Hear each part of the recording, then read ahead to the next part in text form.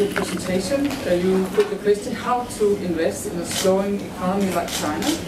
As far as I know, you didn't really answer the question. I mean, sort of, will China still be interesting for foreign investors? And in what way? Well, the point is, if long term, as I said, China can grow at around 5% per annum, or 4 to 5%, and now has a downturn where growth slows down even more than that long-term trend line, maybe down to no growth for a quarter or two, or maybe even more.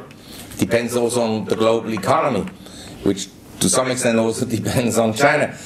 But say, in the long run, I think that manufacturing will still stay very competitive in China, and they moved up the technology chain. In other words, they went the same way like Taiwan, South Korea, Japan. First they produced cheap goods and flood the world with cheap goods, and then they move up the value chain, and now many industries are globally competitive, whether it's machine tools or heavy machinery or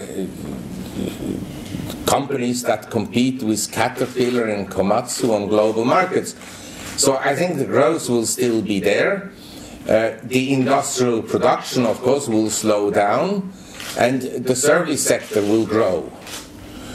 Exactly in what stocks you have to invest, I don't know, because you have CLSA. They can tell you exactly which companies will do well in this environment. And if you look at, say, investments in America over the last 50 years or 100 years, it's nice to say stocks always go up.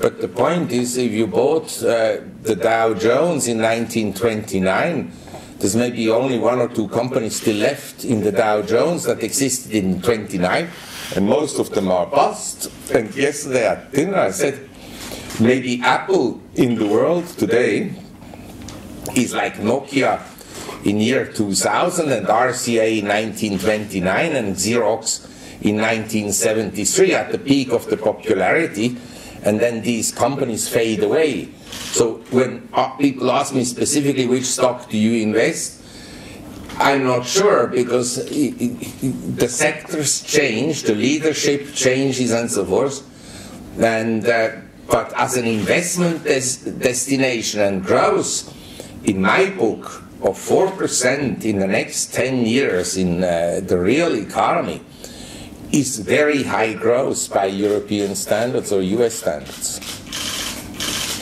Yes, please. Do you think it's a right move for the Fed to keep its interest rate policy unchanged outside, or is it still the decision? Well, as I said, I'm very critical of monetary policies as it is conducted nowadays by central banks. And by the way, if you talk to Greenspan privately, he will not agree with the policies that are pursued nowadays. Privately. Publicly, he told me himself, look, Mark, we have kind of a code of honor. No retired Fed chairman will criticize the previous Fed chairman, so it's just not done. But privately, he's of course very opposed to the current policy. And by the way, when Bernanke was still Fed chairman, he attended the 90th birthday, I think, of Milton Friedman, and then he said that mistakes were committed during the Depression, but thanks to him, these mistakes would not be repeated, because Milton Friedman had written with Anna Schwartz the monetary history of the United States. Then Milton Friedman passed away, but Anna Schwartz was still alive, and she wrote articles that were completely against Bernanke. And she said Milton Friedman would turn in his grave if he knew what had happened to monetary policies after 2008. So they are also among Keynesian, I wouldn't call Milton Friedman a Keynesian because he's against the government and any intervention, but he's a monetary economist. there are voices that are very critical of what the Fed is doing. And I believe they will go to QE4, but they will only go to QE4 once the conservative forces in America lose 20–30% on their stock portfolios. Then they will also say, yeah, let's do more money printing. But before that, a lot of people in America, the Republicans, are basically against further monetary easing. The rate cut yesterday, if I look purely at the instance of yesterday, I mean not the rate cut, the failure to increase interest, but just look at the policy decision of yesterday. As I said in my presentation, for once, it is the only time so far that the Fed, in my view, has done something right. They shouldn't have increased rates. There is a weakness in the US economy that is more persistent than what the statistics would show. The labor market, yes, the number of people has increased that are in the labor market, but the labor participation rate is way down, and the quality of jobs has gone down very substantially. In other words, since the year 2000, the number of manufacturing jobs has gone down substantially, and the number of part-time jobs has gone up substantially, and low-paying jobs have gone up substantially. These are people that work in amusement parks and fast food chains and bars and so forth. There are now soon more barmen in the US than people employed in manufacturing. It's good for me, but it's not good for the economy. Okay, next question. Yes. Okay. What's your advice for the Fed? Well, the central banks are so deep into it that it's now difficult to give them advice. The debt level has expanded since 2007, and the interest rates have been at zero for now in December. This is in essentially less than 3 months. They'll have been negative zero for 7 years. And so to give advice once the patient has already died is not so easy. But in general, I think if we want to go back to sustainable growth, and of course people in Nordic countries like Denmark and Sweden, Finland, and so they said, tell me, we have large government as a percent of the economy, and the economy is performing reasonably well.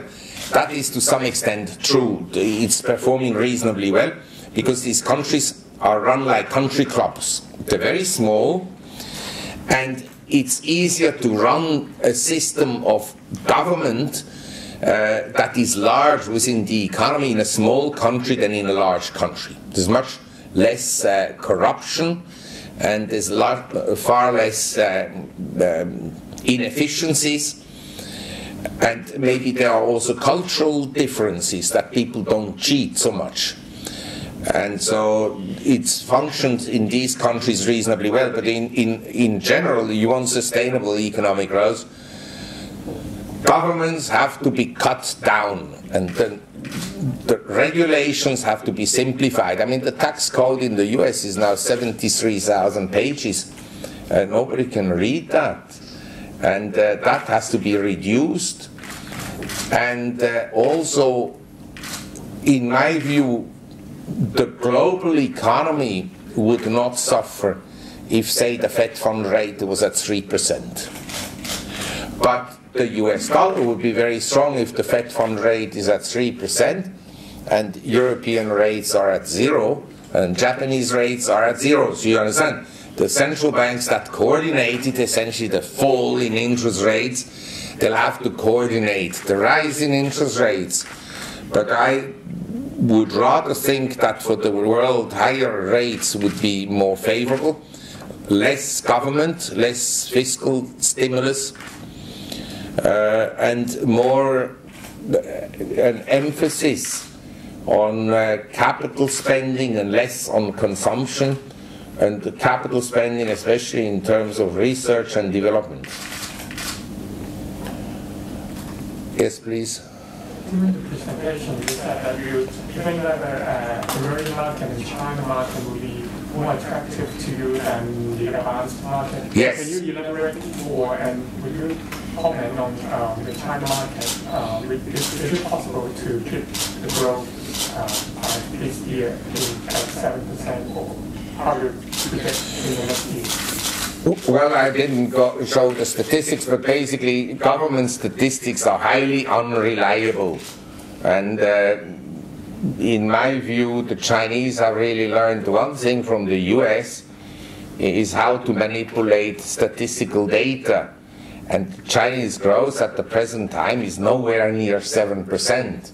It's anywhere between 1 and, say, 4%.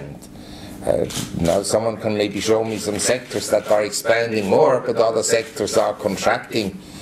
As I said, because of demographic changes, I believe that long-term growth in China will be now around 4 or 5%. But 4 or 5%, and in India, if they can grow at 4 or 5%, is a huge growth rate in the long run. The US didn't grow at 4% per annum for the last 100 years. So this is a huge growth rate, and but near term I'm more cautious or negative about China than other people are. And we have symptoms that not all is well. I mean, you only have to look at luxury sales in Hong Kong. Now they say it's all because of the corruption drive, but maybe there are also other factors involved, not just the corruption drive. But in terms of investment, say you have $1 billion and you invest today, my sense would be, unless, of course, you pick the one stock that will go up 20 times in the US, or the one sector that has done well, say in the last 10 years, biotech in the US went up a lot, and some internet-related companies went up a lot, and so forth. But by and large, I think if you just look at a broad investment in different assets in an economy, I believe that in the long run, if you have economic growth, it's likely that corporate profits grow roughly at the economic growth rate. So if you have 4% economic growth, I suppose that profits in the long run will also grow at around 4% per annum. Maybe more, depending also on the rate of inflation.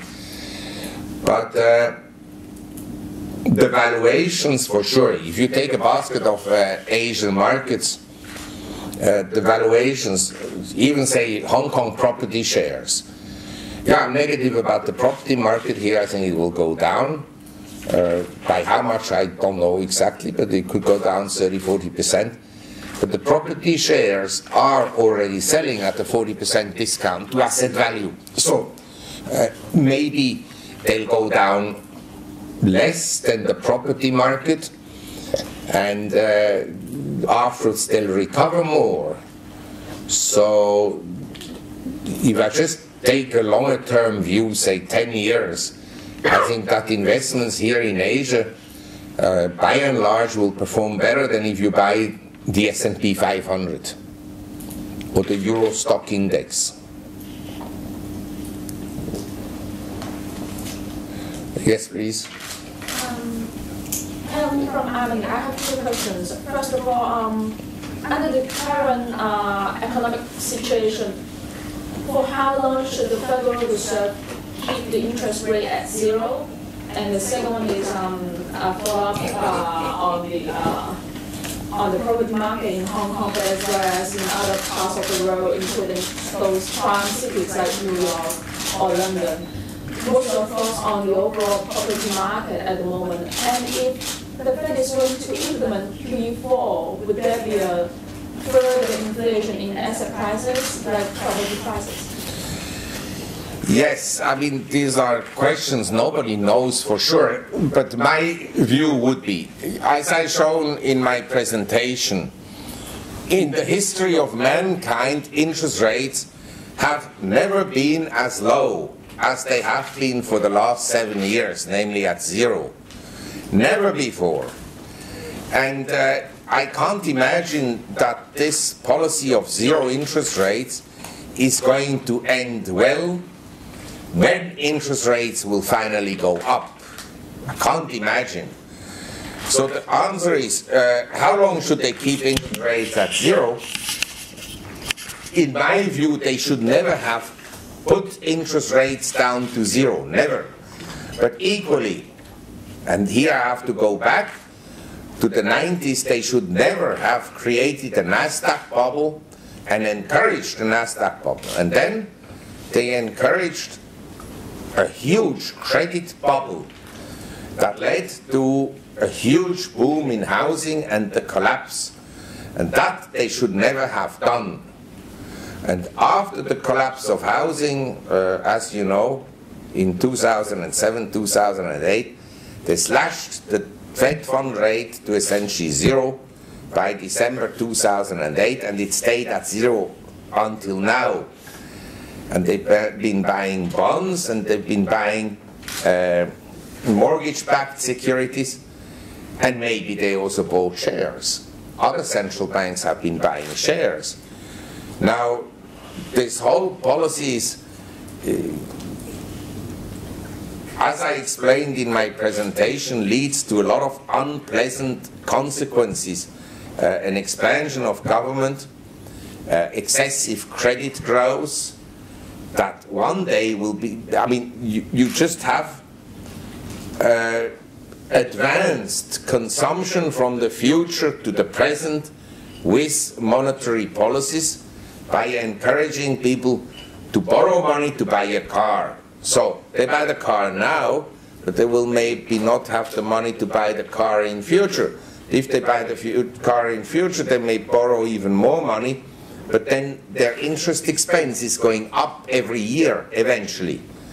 And then they have less money to buy other things. So by advancing consumption, you take future consumption away. You have growth now at the expense of tomorrow. And as I said, I don't think they should ever have 0 interest rates. I think for the system it would have been better to have interest rates. The Taylor rule says about 1.5% to 2% at the present time. But they have done it already, so what should they do? Yeah, I think not what they should do. We should go and hang them up. Send them to the guillotine. Or they should resign. But the policies, do we have precise statistic of the country that has done the most in terms of its balance sheet expansion in a brief period of time? Japan, and the results have been very poor, except for the stock market. The stock market has gone up. The stock market was very depressed before. It had been in a bear market since 1989. So a bear market 1989 to essentially 2013 was a long time. So it would have gone up regardless. But this is also a question that always comes up in India. Don't you think that Rajan should cut interest rates? And I say, yes, if you are a stock investor, the stock market will go up. But please explain to me how many Indians in India own stocks. It's a country with 1.3 billion people. If you have maybe 1 million people own shares, but 1.3 billion people, they own the currency. They are interested in price stability, not that inflation lowers their real earnings, and they're interested that the rupee is stable. That is good for them. But the stock people, of course, they benefit from rising stock prices, so the stock people will always say, print money. It's like many hedge fund managers in the US, they think that Bernanke is a hero, because he made the market move up after 2009. And how are hedge fund managers paid? They pay the performance fee. I've not I don't care about their performances. Everybody, if it can make money, should make money. It's not my objection personally, but as a social observer, I think that monetary policies has actually, and we have statistics, widened wealth inequality, income inequality, has had a very negative impact on the wealth of, say, more than half the population, and has benefited not the 1%, but the 0.01%. Very few people have become very rich as a result of the asset inflation. Property. Well, I think in property market in Hong Kong is likely to go down, because in other countries it's gone down already, but the decline in property prices occurred by slightly falling prices, not hugely, whereby in Singapore in some areas prices are down 50%, but partly also by the decline in the currency. So say we have a property is at this level, and the currency is pegged to the US dollar. So that property, in a decline of property prices in the region, goes down, okay? But if the currency goes down, then the currency goes down, so that is part of the depreciation of the property price, and part is the decline in the property. So there are two components. In Hong Kong, as long as they keep the peg, is only one, and property prices therefore are vulnerable. But if if the Chinese currency weakens further, if the yuan weakens further, and the economy performs poorly, and Hong Kong performs poorly, and property prices in Hong Kong start to go down in earnest, I think there'll be huge pressure on the government to lift the peg. And I mean, in the long run, I mean, let's be realistic. The Hong Kong dollar will not exist in the long run. It will vanish. I mean, I don't see any reason why there should be Hong Kong dollar. People don't trust the yuan. They can have US dollars here. It's a peg. So what's the difference between a US dollar and a Hong Kong dollar? And if they trust the yuan, they can use the yuan. So what is the function of the Hong Kong dollar? It's going to be a collector's item one day, where people have in their windows $10 bill or $100 bill. We are further on currency. You said that you do not believe in, maybe not believe in the Hong Kong dollar, and you said that you are not optimistic to US dollar too. So which currency will be optimistic one that you look for? As I said in my presentation, in my view, they all look ugly. It's like if you go into a whorehouse and all the girls are ugly, but maybe one of them is the least ugly. But I can't get particularly enthusiastic about a currency where you have a constant, essentially, trade deficit like the US. You have a current account deficit. You have a political system that really doesn't work well. And you have a lack of education. A very large portion of the population, say more than 50% of the population, has no savings at all.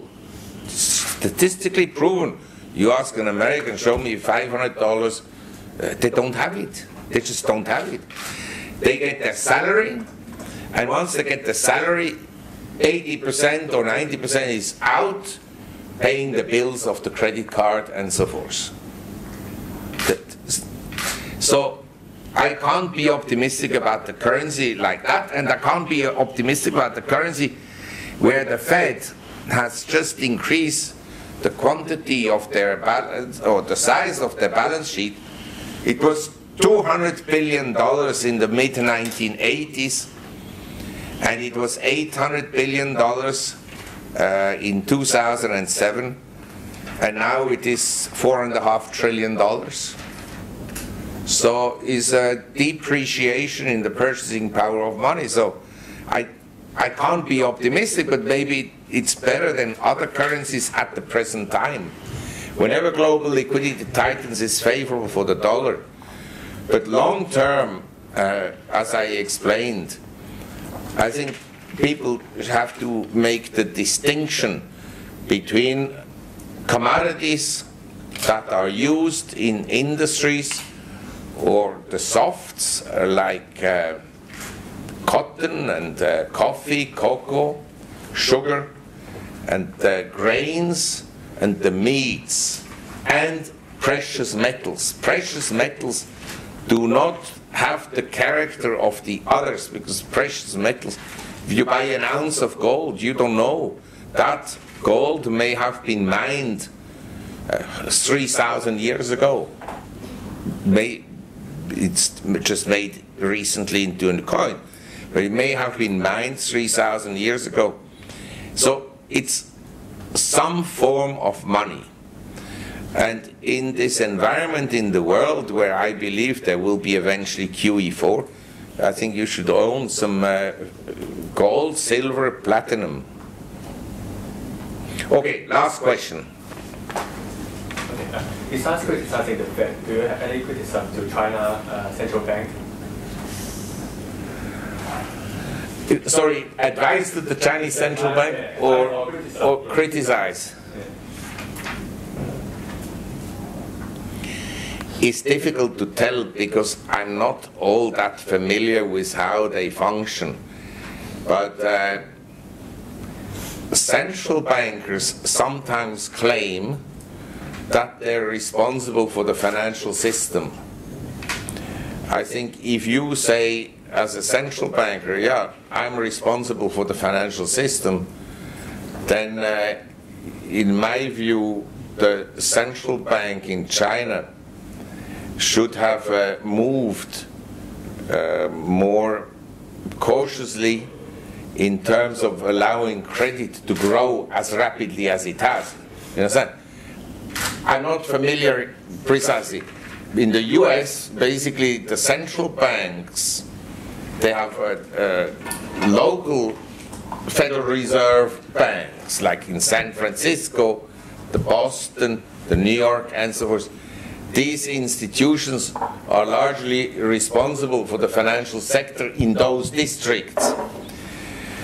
But they also messed it up. You understand? They should have watched the banking system more carefully, and companies like Countrywide Financial and the other subprime lenders, and the brokers, and Lehman, and so forth. But they didn't do it. I think it would be, in China, it would have been better if the central bank would have watched the banking system more closely in terms of their loan book growth, and watched the wealth products and the whole shadow banking system more closely. So this would be my criticism. Otherwise, you know, people say, oh, the Chinese, they devalued their currency, what a horror. Not realizing that the Chinese currency actually, over the last 5 years, has moved up against the US dollar by, I forgot, I wrote it down somewhere, 30% or 40%. And over the last 2 years, the yuan has doubled in value against the yen. And then they go and say, oh, it's all Chinese fault, because they devalued. Yeah, they made a very small adjustment, I think more to come. But in general, the central bank, in terms of foreign exchange management, they have been responsible. In terms of managing the local financial system, in my view, they would fail my exam.